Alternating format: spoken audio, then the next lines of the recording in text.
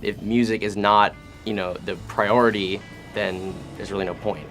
It's just tomato, music, and like really cool kids who like to play the same stuff that I do. You gotta understand the roots of the music, and he's got taste for everything.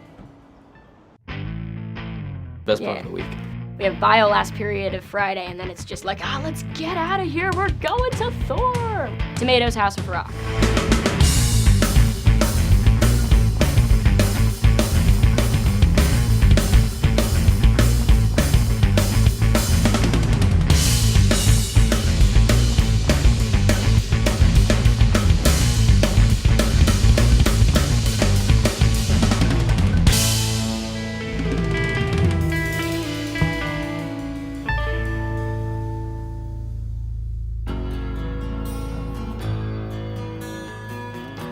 My name is Chris Harfinist. In 1998, I became Tomato.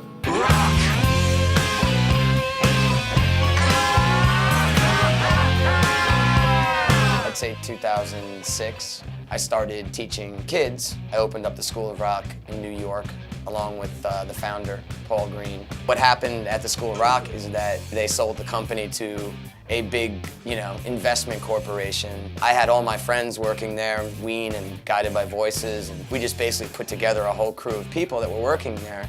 And then all of a sudden it was like, wow, I don't think we fit in anymore. I said, all right, you know what? I gotta get out of here. I gotta start something new. Labor Day weekend, I said, all right, I gotta check out the music building. And the music building, which we're in right now, is a legendary building of, Madonna lived in the 80s in one of the rooms on the 12th floor. This space itself was the Strokes space for 9 years. The Strokes are still in this building. Richard Lloyd from television is still in this building.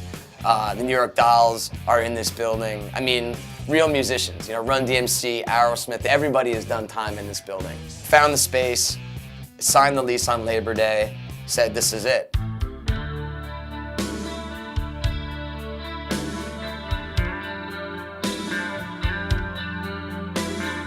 Tomato's just like such a human guy, he's really down to earth, he's really all a real about person. Yeah. He's like us. Yeah. But older. Exactly. He's like an older, successful, chicken-winged, bleached-haired man-child. man thing. Once I started throwing the word out, a bunch of brave souls came along. As soon as he put the word out that he was starting this place, he came to me and was like, dude, I'm starting this. I was like, oh, I'm in. I had some kids that I thought would kind of come along for the ride, and I didn't know who they were gonna be, But I kind of thought, well, you know what? Pretty much think that, my boy Josh would probably come along. So at least I got Josh and and some of these other kids that I worked with, I was thinking of calling it Tomatoes House, and then I was like, oh, let me just call it Tomatoes House of Rock. And then one of the kids, Matt Lippa, the fast double bass drummer, he's like, oh man, that's Thor. And I'm like, yeah, it is. Okay, that's what it's called. We'll call it Tomatoes House of Rock.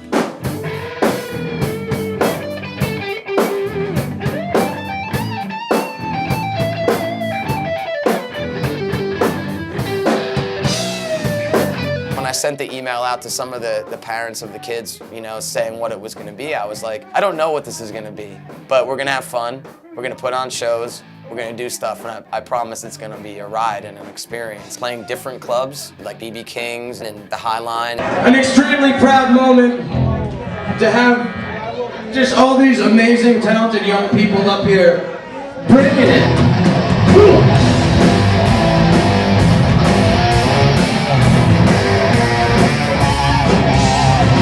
Bringing in friends from the industry. Today's rehearsal is a new rehearsal, a new type of rehearsal where there's people around filming us. So today we're gonna have Alex Skolnick from Testament coming in. Yeah.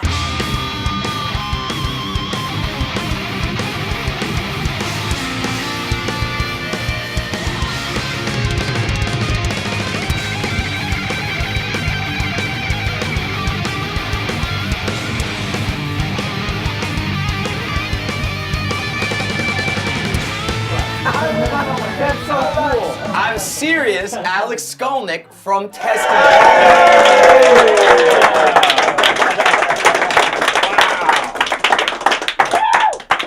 times that you get to hang out with Alex Skolnick are those times that you're like, this is why I'm doing this. It was great to hear them in rehearsal and just be able to offer constructive criticism and positive feedback.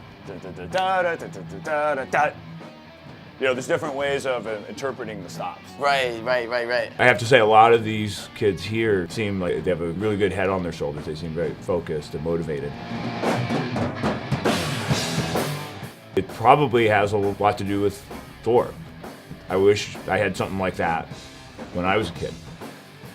There's a couple little riff things, but yeah, it's minor. The bass line, I have to tell our bass player sometimes. He forgets.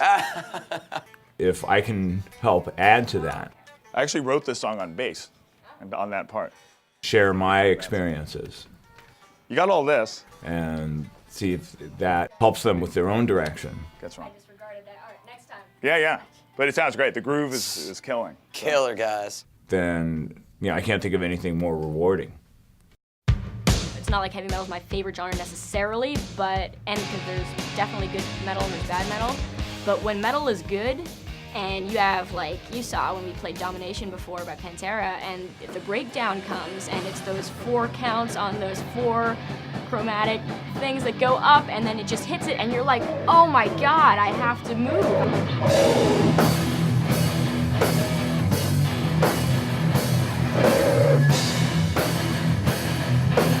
These kids are special, and one of the greatest parts is that they really know their history. All good metal comes from somewhere. Pantera is blues-based, but Sepultura is Brazilian music, you know? And it's not just gonna be good just because it's fast and heavy. I always consider metal to be kind of like rap in the sense that they're cultures, you know? You can identify... Their ways of life. Yeah, can- they're like pretty people much. who like rap and metal, they both dress a certain way, they live a certain lifestyle. You can identify them on the street, you know? You can't walk down the street and see a guy go, oh dude, I bet he really likes George Michael. But you can walk down the street and go, oh, he's a Manson fan, or he listens to He Slayer. probably enjoys Slayer. Yeah, same thing with rap, you know?